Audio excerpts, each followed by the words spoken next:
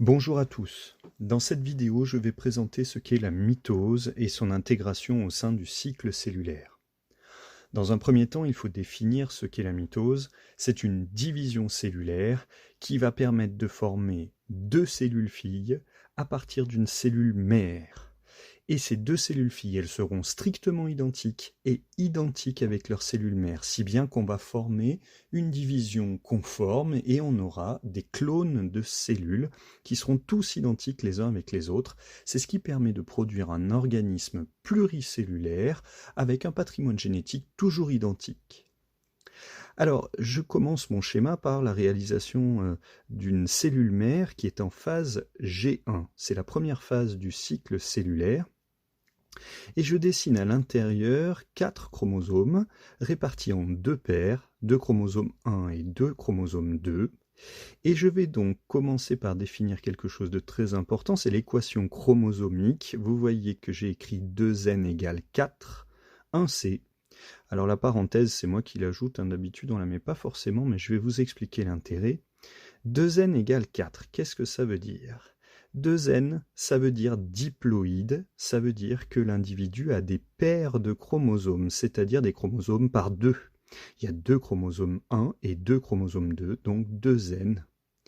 Et 4, pourquoi ? Parce qu'il y a un total de 4 chromosomes. Si vous ne savez pas comment faire, c'est tout bête, on compte les chromosomes, et puis on a 2n égale 4. Et pourquoi moi je rajoute un C ? Vous allez le voir, notamment pour la mitose, mais aussi pour la méiose. C'est très utile pour savoir de quoi on parle, en particulier du nombre de chromatides. Ici, les chromosomes sont simples ou monochromatidiens. Et ces chromosomes, ils vont devenir doubles. Grâce à quoi ? Grâce à la deuxième phase du cycle cellulaire, qui est la phase S, la réplication. On va recopier l'ADN à ce moment-là, on va dupliquer cet ADN au niveau des yeux de réplication, c'est les petites bulles que j'ai fait au niveau du chromosome, et vous comprenez bien qu'à cet endroit-là, le chromosome est doublé. Il y a une autre chromatide qui se forme, et il faut bien comprendre que ces yeux vont s'élargir sur toute la longueur du chromosome, si bien qu'à la fin, on aura des chromosomes totalement bichromatidiens. Là, ils ne le sont pour l'instant qu'au niveau des yeux de réplication. Alors, à la fin de la phase S, on aura donc des chromosomes bichromatidiens, et ils seront également sous cette forme en phase G2. C'est pour ça du coup que je vais les dessiner totalement bichromatidiens ici. Le petit rond que je fais à chaque fois, c'est le centromère, c'est une structure qui permet de tenir l'ensemble des chromatides et de maintenir les molécules d'ADN. J'ai donc aussi schématisé, vous l'avez compris, deux paires de chromosomes, et si je les ai faits de tailles différentes, c'est parce que les chromosomes, vous le savez depuis que vous avez étudié les karyotypes, ils ont des tailles différentes, et d'ailleurs dans le karyotype, on les trie par ordre de taille décroissant, du plus grand au plus petit. Alors cette fois-ci, j'ai bien 2n égale 4, toujours, puisqu'il y a 4 chromosomes, 2 bleus, 2 rouges, sauf qu'ils sont maintenant 2C, bichromatidiens. Vous pouvez également dire chromosome double. On a donc deux chromosomes de grande taille double et deux petits, donc double également. On est bien toujours diploïde, 2n égale 4, 2C.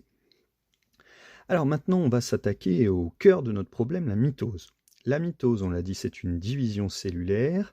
Elle est repérable par le comportement des chromosomes parce que la première chose qui est réalisée, c'est une condensation des chromosomes. Et cette mitose, elle va avoir lieu en 4 phases, prophase, métaphase, anaphase et télophase. Alors je schématise ici la prophase et vous voyez que la grande différence avec ce qu'il y avait avant, c'est que cette fois-ci j'ai fait des chromosomes assez épais et plus trapus. Ils sont condensés et ça va être quelque chose d'excessivement important puisque on va pouvoir repérer les mitoses grâce à ces chromosomes qui sont très condensés.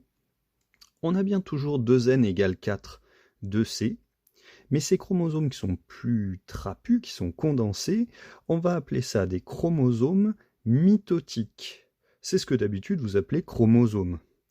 En fait, il y a tout le temps ces chromosomes, mais quand ils sont décondensés, on va leur donner un autre nom. On les appelle les chromosomes interphasiques. Et évidemment, ceux-là ne sont pas visibles ou très difficilement visibles en microscopie optique. L'interphase, c'est les 3 phases dans lesquelles les chromosomes sont décondensés, à savoir la phase G1, S et G2, les 3 premiers schémas que j'ai faits. Pour tout le reste de la mitose, les chromosomes seront mitotiques et donc condensés. Après la prophase qui permet de condenser les chromosomes, on aura une phase très caractéristique qui s'appelle la métaphase. Méta, ça veut dire moitié, et en fait, ce qu'on va repérer très facilement en microscopie, c'est que les chromosomes sont tous alignés avec leur centromère bien au milieu de la cellule, au niveau de ce qu'on appelle le plan équatorial. On l'appelle aussi plaque métaphasique, et ceci permet de tous les placer au même endroit. Et évidemment, ça a un rôle extrêmement important pour bien séparer le matériel génétique, c'est que de cette façon-là, on va éviter les erreurs. On place les chromosomes tous alignés et on vérifie leur présence normale au niveau de cette plaque métaphasique. Alors il faut comprendre qu'il n'y a pas de choses particulières qui matérialisent cette plaque au centre de la cellule, c'est simplement la place des chromosomes qui permet de l'identifier, c'est pour ça qu'on a mis des pointillés. La troisième phase de la mitose, c'est l'anaphase. Alors là, c'est excessivement important. Pourquoi? Parce que c'est la phase où on va séparer le matériel chromosomique, les chromosomes. Alors ils étaient au départ sur la plaque métaphasique et ils vont se cliver au niveau du centromère. Et du coup, ces chromosomes bichromatidiens vont se cliver, se couper en deux pour former 2 chromatides. Mais ce qui est très fort, c'est que ces chromatides, finalement, ce sera des chromosomes monochromatidiens. Donc, si on résume, à la métaphase, les chromosomes bichromatidiens s'alignent, puis à l'anaphase, ils se séparent au niveau de leur centromère, ce qui forme 2 chromosomes monochromatidiens. Ces chromosomes monochromatidiens vont migrer chacun d'un côté de la cellule vers un pôle de la cellule. Et cette migration, elle se fait grâce à des petites structures que je schématise ici, qu'on appelle les fuseaux mitotiques, qui vont tracter les chromatides ou chromosomes monochromatidiens ici par leur centromère vers les 2 pôles. On parle parfois d'ascension polaire pour ce phénomène, donc les chromosomes montent entre guillemets vers chaque pôle, c'est une migration des chromosomes.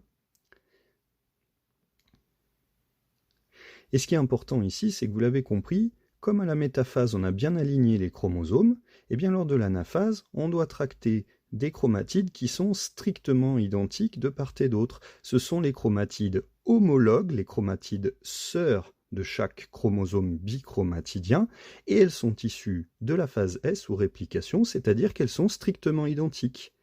Donc vous êtes bien d'accord que là, de chaque côté de la cellule, on va emmener un matériel chromosomique qui est strictement identique. Mes 2 chromosomes 1 et mes 2 chromosomes 2 de chaque côté sont bien identiques à ceux d'en dessous.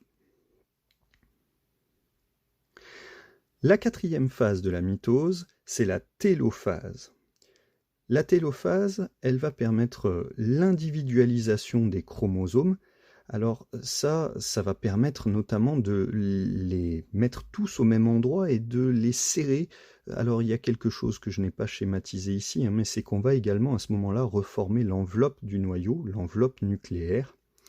Et on est d'accord qu'après, en ce qui concerne les chromosomes, ils n'ont pas vraiment changé particulièrement de structure, ce sont toujours des chromosomes monochromatidiens. Dans chaque cellule, il y en a bien 4, soit 2 paires. On est toujours donc à 2n égale 4. Et dans la télophase, il va se passer quelque chose de plus, c'est que la cellule va s'écraser en son centre, c'est ce qu'on appelle une constriction, et ce phénomène va permettre de séparer les cellules, c'est ce qu'on appellera la cytodiérèse. Grâce à la cytodiérèse, on va donc former 2 cellules bien différenciées au niveau de leur membrane plasmique, et dans chacune, on obtiendra 4 chromosomes, 2n égale 4, avec une chromatide, donc des chromosomes monochromatidiens.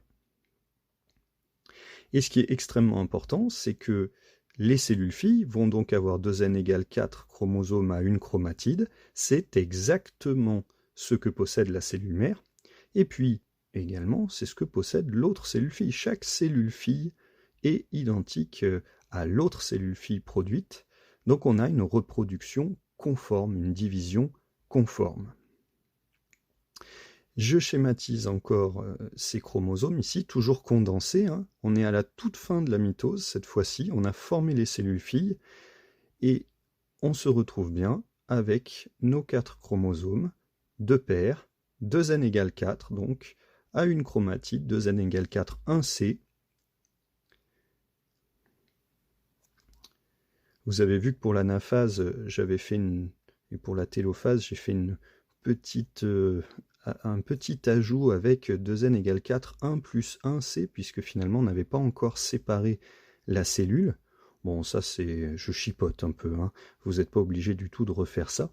Et on est bien d'accord que ces cellules filles, ici, elles vont ensuite voir leurs chromosomes se décondenser à nouveau, et finalement, elles vont se retrouver avec exactement la même structure que la cellule mère. Elles sont identiques et donc elles vont pouvoir recommencer le cycle cellulaire et ainsi de suite pour former autant de cellules qu'il est nécessaire dans l'organisme pluricellulaire. Donc on est d'accord, la mitose est une division cellulaire conforme qui produit 2 cellules filles identiques entre elles et identiques avec la cellule mère.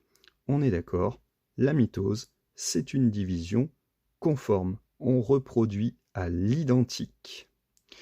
Je vous remercie de m'avoir écouté, je vous souhaite une bonne journée et à très bientôt sur ma chaîne YouTube. Et on n'oublie pas, la mitose, on peut s'en souvenir avec PMAT, P-M-A-T, prophase, métaphase, anaphase, télophase.